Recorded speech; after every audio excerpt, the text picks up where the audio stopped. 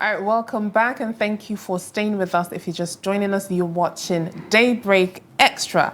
It is an extra dose of more information, an extra dose of engagement, and an extra dose of, us connecting to you. Trust Television connecting to all our viewers. All right, we'll be diving into our newspaper review. We'll be looking at the front pages of our national dailies and see what made it to the front pages and the headlines. All right, right in front, we will be starting with Weekend Trust. Right in front, we see how far can ADC go. That is on page 4 of the Weekend Trust. We've been seeing this coalition everywhere. ADC, ADC, ADC, and people are asking, are they capable of doing what they need to do? Are they capable of delivering to Nigerians? A lot of, papers and a lot of information are coming up. Yes, there are big wigs, involved in this coalition. But then when you look at it, you would ask, what is your agenda? Mm-hmm. How do you want to serve the Nigerians? And what are you going to do differently from what is currently going on or what you've done in the past? So that is a very valid question. How far can ADC go?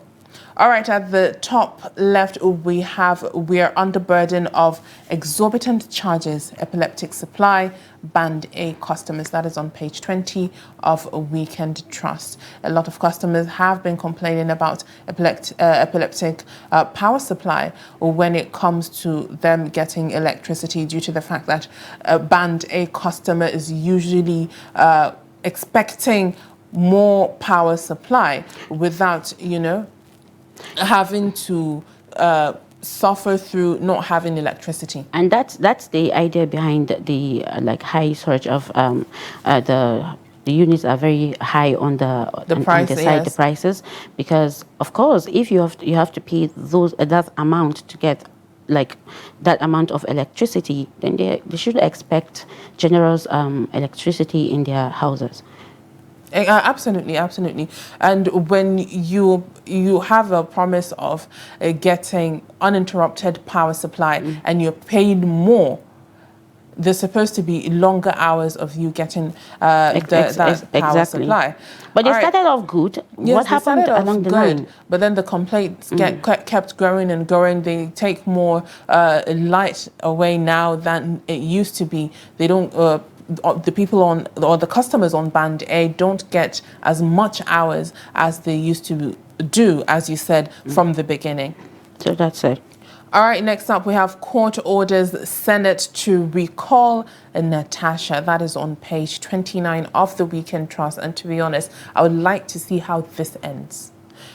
Because it's been going on for a couple of months, and I think it started around March. Yes, it's been 3 months. It needs to be laid to bed, laid to rest. Let us see the outcome of what's going on.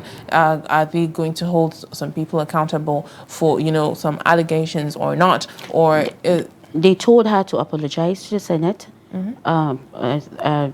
By publishing, I think, the apology in at least 2 national dailies, and she's to go back to her responsibilities in serving her constituents. I think that's the only apology, and they said the court said the Senate President Akpabio is not wrong for not allowing her to speak on that when the parliamentary discussion, the parliamentary dialogue happened.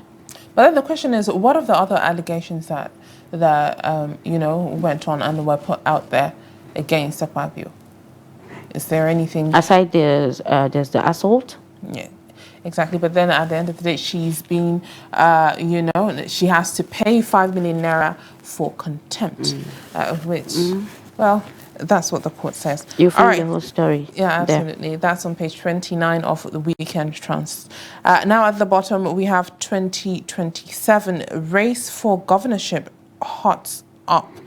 To be honest, I am anxious and anxious about the 2027 polls and, you know, the months and should I say years that's left to get to, you know, 2027 and for us to see the outcome of what is going on right now and everything that's in play in the political scene. All right, that story is on page 12 of the Weekend Trust. At the bottom, we have troops recover 60 IEDs, kill suspected terrorists in Borno. That is on page 29 as well of the Weekend Trust. And to be honest, I'm very, very proud of our troops. I am, at this particular moment, very proud of the efforts that are being put in place in making sure that those terrorists and insurgents are neutralized.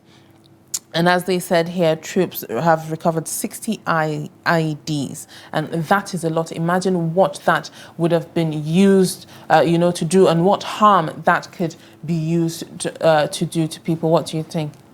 Yeah, of course, you know, our security operatives, especially the troops that are sent to the northeast to tackle insurgency, are really trying. They are really trying. They deserve some accolades, you know. It's not easy to be sent, like, detached from your families and friends and just to go and protect the citizens of the nation. I just hope very soon we will take it, like, the security operatives will, like, eliminate insurgency, like, totally in Nigeria. It's really, really disheartening to wake up to news every day of the killings and the displacement of people. It's not an easy one. It's definitely not. Definitely not. All right. Next up, Buhari, David Mark, Amechi, Sirika, Egonga, Bode George in the spotlight. All those names, we've been seeing them all through the week. And in the newspaper, it says former Senate President David Mark has accused the National Assembly of turning into mere praise singers for President Bola Tinubu, while Rotimi Amechi, a one-time ally of Buhari, slammed the current leadership and announced his defection from the APC. Meanwhile, in contrast, former Aviation Minister Hadi Sirika firmly rejected any association with the emerging opposition coalition, pledging his loyalty to the APC, and former President Buhari, who is battling illness and was recently hospitalized in London. So, all the debacle going on. 2027, like you said, is going to be very interesting. A huge show. All right, elsewhere. Scandal hit former Equatorial Guinean official Balthazar Egonga. You remember that story about, you know, all his indiscretions? Yeah, exactly. And he's on trial over allegations of embezzlement and abuse of power, even as his viral sex tapes continue to haunt his public image. Meanwhile, on another part, a PDP stalwart, Bode George, spoke out over what he calls betrayal by party chieftains like Atiku Abubakar and David Mark, who have thrown their weight behind a new opposition from under the African Democratic Congress ahead of 2027. You know, there have been a lot of, you know, debate and lots of speculations that the coalition was kind of a takeover. It was, you know, a rug that was pulled under their feet. And the previous presidential candidate for ADC had qualms with that as well, I believe. And with all that is going on, it's just going crazy, to be honest. And you know, there are a lot of things to be unfold, to unfold along the line. You know, there are some people, there's some top politicians that haven't decided where they will be. There are some that have pledged allegiance, but silently and waiting for the right time to come out. And absolutely, yeah. All right, that is all we have on the front pages of the Weekend Trust. Make sure you grab yourself a copy and stay informed. Next up, next up, we have the Punch newspaper. Mariam, go ahead. Yes, Saturday Punch. I think boldly written in Saturday Punch newspaper is, we just finished talking about ADC. It's still the ADC here. ADC targets 5 governors as Sanwo-Olu, Wike knock coalition leaders. PDP governors ready to defect to our party. Anti-Tinubu group hallucinating, says PDP. You know, there are a lot of speculations how, like, people from the PDP are crying and wailing that some top politicians in PDP has already defected to the new ADC. And from the get-go, a couple of them have defected to, the of course, APC. to the new, it was just unveiled on Wednesday, last Wednesday. But then one thing I'm saying is, so far, for example, like the former presidential candidate, Atiku Abubakar, has not come out and, said that he is out of PDP and has moved to, ADC or any kind of, agreement they have at this moment. The idea is that's the idea of the coalition. They wanted to come together. They did the same thing. APC was a coalition. Yes. Around 2015 when they brought down Jonathan. So they're trying to do the same thing to bring down the current government. So you can find this story on page 4 of the Saturday Punch. We regret not marrying more women, senior citizens. Polygamy too risky, says retiree. This is kind of funny. Why? Because the senior citizens, maybe they are financially stable to marry more women, and they said they regretted marrying more.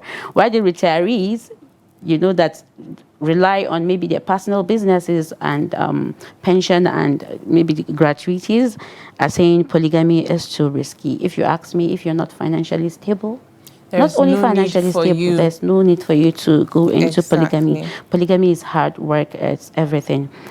It takes time, it takes resources, just like literally looking after, a country, a home.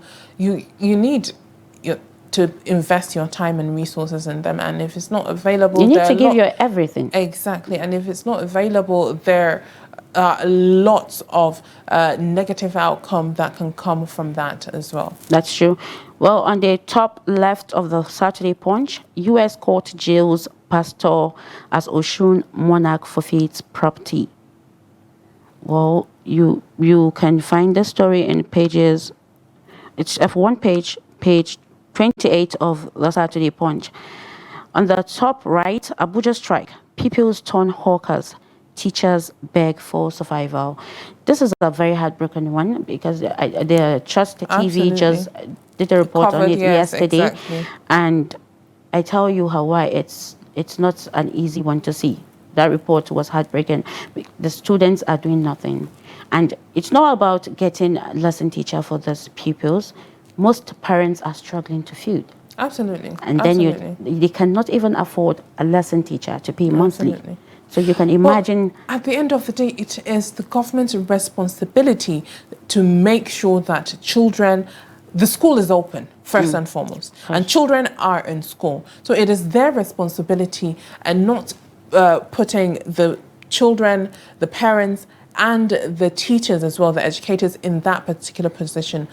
To be honest, having children stay a long span without being in school and their mates in other areas, in other states, and in private schools moving forward and leaving them behind. So what will happen now if they go back to school? Are they still going to continue in that same class that they were, or are they supposed to go into another year of, Talking about moving to other classes, the primary 5 and 6 that are supposed to write the common entrance, they didn't really write it. They have wasted a whole year. So what are they supposed to do? Is there going to be a retake of the common entrance? No, absolutely not. There's nothing like that. They have to wait for next year. Yeah. And that is absolutely unfair to those children. Very. Very, very unfair. Well, you can find that story inside Saturday Punch. Huge cost of my trip, what I saw, first Nigerian in space, Owolabi Salis. Well, astronauts, a Nigerian astronaut in space. Well, we would like to hear that story too. I would actually like to be in his shoes, to be honest. I want to see what's out there. It's quite interesting, to see an outer world and experience that, coupled with, scientific revelations and all of that. I'd like to see it, but be the first Nigerian in space, that is very monumental. That is it.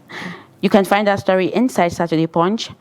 At the bottom left, we regret not... Okay, I mentioned something like this. Yes. Senate gives conditions for Natasha's return after court judgment. It was in the Weekend Trust too. The same news. You can find it in Saturday. Yeah, we spoke about that. She apologizing in dailies and paying a fine, and recalling she going back to handle her responsibilities of her constituents. That's all we have for Saturday Punch. I think, I don't know if you've seen this one. This U.S. On the bottom left, it says, people called me a fool for returning lost 4 million naira. Okay, it's very tiny. Yes. Oh, yeah. It says the tricycle list, and which is absolutely, it comes to tell us the position our moral standards are in when it comes to this country, when it comes to our society. For someone to pick something, someone lost a lot of money, and the tricycle driver returned that money in a country that is facing the economic crisis. Everybody's wailing. The thing is, why it is a good deed, it is what they're supposed to do. Why are people castigating him and telling him that he is a fool because he returned that money to the rightful owner? At the end of the day, from the get-go, that is what you are supposed to do. No, we have few people that have that level of discipline right now in this country. You know how we, like I mentioned earlier, the economic situation have made everybody greedy, have made everybody wicked. There's a little kindness in Nigeria. I'm sorry to say that, but that is it.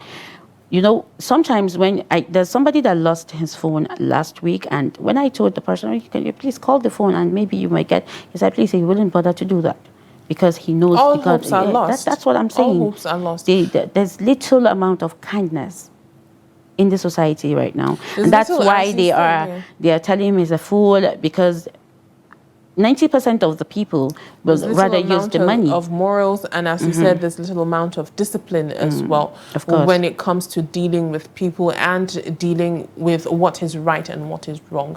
The boundaries have been blurred. The lines have been crossed at this moment, and the abnormal has been normalized now.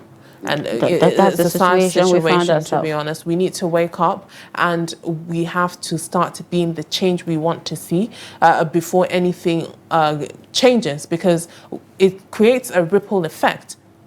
That's true. You have to be an example, a positive example to what you want to see in the world. When you wake up, someone does something, that is what they would do, or nobody would do good because they don't have morals. Be that change and make sure you impact that as well, and hopefully it will, trickle down and make sure that we reprogram ourselves, we, relearn.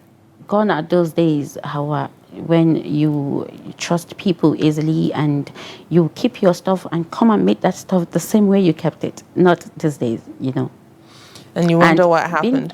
Just a little bit of kindness, morals, and discipline will go a long way in shaping our society. Absolutely, absolutely. All right, and I think you didn't see that other one at the bottom. It says Benin Togo owes Nigeria $11 million in electricity debt, says NERC. Yeah. And my first question is it uninterrupted power supply that they're providing to? Of course. Benin and Togo. And then if and that Niger, is so, Niger and Republic. Niger Republic yes, they didn't mention it here. So how come Nigeria is not getting a 24-hour, 7 days a week, uninterrupted power supply? Yeah, you're asking the rhetoric question. Where did it go wrong? All right, that is all we have on the Saturday Punch. Next up, we have a Vanguard newspaper. All right on Vanguard newspaper, it says, I'll support Peter Obi if he emerges a coalition candidate, says Lamido. I believe these days Lamido has a lot to say when it comes to what is happening in the political scene. If that's the question that I had when this coalition happened. Who is going to be the candidate? Who is going to be the presidential candidate? Is it going to be Atiku Abubakar? Is it going to be Peter Obi? Is it going to be Rotimi Amici? Right? He's interested though. So who is it going to be? And then who would be on that ticket with him? This question you ask is the same thing everybody is asking. And I can't wait for all of that to unravel, to be honest. But what is your take? Who do you think is going to be on the ticket? You know, Trust TV was in that unveiling of the ADC, the coalition that happened last Wednesday, and you need to see the people there. People were many, everywhere was choked. You can't even stand right. And you can hear like murmurs and people talking, the side talks, who is going to really be the flag bearer, presidential flag bearer of this party? And like I said, it's a rhetorical question. We don't even know the answer, but we know things will keep getting unveiled, and pretty soon we'll get to know. Like I said, it's very interesting. Yes. You just every week you come to you come to interesting news about the political happenings in Nigeria towards 2027. So let's see what happens. We shall see. All right, at the bottom we have anti-Tinubu coalition will fail, says Sanwo-Olu. That is on page 5 of Saturday Vanguard. Well, I don't know. Anyways, it's been brought out that the coalition is to have an opposition for the ruling party, but then everyone's saying anti-Tinubu coalition in specific, not really addressing the whole thing as, you know, the whole political party APC, but then specifically saying it is an anti-Tinubu witch hunt. So, and Sanwo-Olu's opinion is that it will fail. Well, anyways, we shall see. We shall see. That's just the talk. We shall just see. All right, at the top left of Saturday Vanguard, we have how PDP governors surrendered South to Tinubu. That is on page 12 of the Saturday Vanguard. On home affairs, the wedding that shattered every rule. What Bezos taught us about love, noise, and men who matter. That is on page 14. You know, throughout the week and the past week, there's been ripples about Jeff Bezos getting married. You know, Jeff Bezos is the CEO of Amazon. And he just got married to his girlfriend. And it was graced by a lot of stars, a lot of, influential people, a lot of, actors, and it was just the talk of the town, the talk of the world, should I say, internationally. But then, he got divorced, and it was a bloody divorce, but it really wasn't due to the fact that I believe they split their assets, or his assets. That's exactly down the what middle, happens these days. and the wife got everything because he was cheating on her. Ooh. Yes. That's sad. All right, on the top right, we have Mba shines as journalist storm Enugu.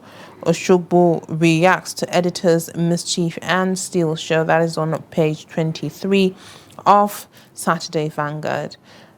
Close by, we have 2027, Dati Amici push for Southern candidate. That is on page 5 of Saturday Vanguard. Make sure you grab yourself a copy and stay informed. Well, to the Guardian, Saturday Guardian, of course, poor facilities founding diminish cancer patients' access to health care. We are always talking about poor healthcare facilities in Nigeria, and absolutely, the one that we should be focused on is this cancer equipment and lack of cancer equipment and poor facilities that found in when it comes to cancer disease in Nigeria. It's so sad. You know, there was this cancer radiotherapist, I believe she came to Trust TV the other day, and she was complaining about the poor facilities, in fact, lack of cancer disease facilities, you know, the machines that did the radiotherapy, and she said in the north we have only one in Maiduguri. and it's in Maiduguri. And you can imagine this allow dam that came and destroyed, though they say it's been replaced, but we're not sure. But we have only one, and the allow dam entered that facility, the hospital that they. So you can imagine how. And you know, there have been reports that there have been more diagnoses of, you know, cancer and cancer patients in Nigeria. And imagine if there isn't a facility that can cater to their needs, that can cater to, you know, making sure that they go through therapy that is needed for them to get better. The therapy is the most important, yet the machines are not too available in Nigeria. She said a patient will wait for more than 3 months before getting therapy. Oh, That's wow. so bad. Wow. Well, you can get the story in pages 8 and 9 of The Guardian. Tinubu canvasses just energy transition, says. It says climate resilience feature is a necessity. It wasn't that clear, so I just needed to zoom more to check it. You can get that in page 2. FG raises the alarm over influx of fake solar products. Well, we can get this news in page 3 of The Guardian. Lagos Assembly considers bill on human services in correctional centers. Well, you can get this news on page 36 of The Guardian. Well, on the top left, celebrating Pastor Folu Adebayo at 77, a legacy of educational impact in Africa. To read the story about her, you can get the story at page 10. The top right, Governor Mba, inclusion, transparency, building strong institutions, decline our governance in Enugu. This is one of what we're going to discuss in the phone-in conversation, inclusion, transparency, but we limited it to adding one more state. He said it in this gathering of the Southeast, and we're going to discuss it shortly. Remembering Watergate scandal and danger of creeping opposition. Inside STUFF back page, you can get this at the back page. Countdown to 25th anniversary, 1 day to go. NDDC, Niger Delta Development Commission, will be 25. How? All right, I believe that is all we have for the national dailies, on the front pages of our national dailies. Make sure you stay with us for our next segment, and don't go away.